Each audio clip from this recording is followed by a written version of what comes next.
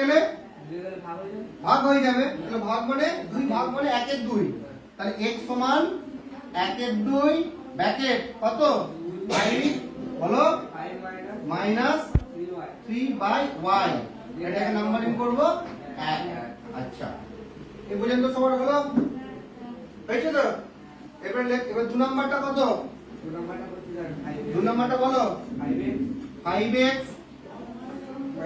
Minus 2/y সমান 3। এটা number কত 2 হয়েছে হয়েছে তো। এবারে কি লিখবো বলো বলো 2 নম্বর কি কি লিখেছিলাম আগে? পরিবর্তন নিয়মটা কি?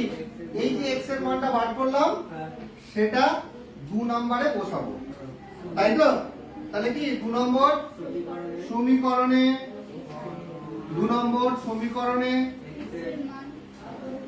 x সমান কত 1 এর 2 বলো 1 এর 2 ব্র্যাকেট 5 মাইনাস কত 3/y কি করব বসিয়ে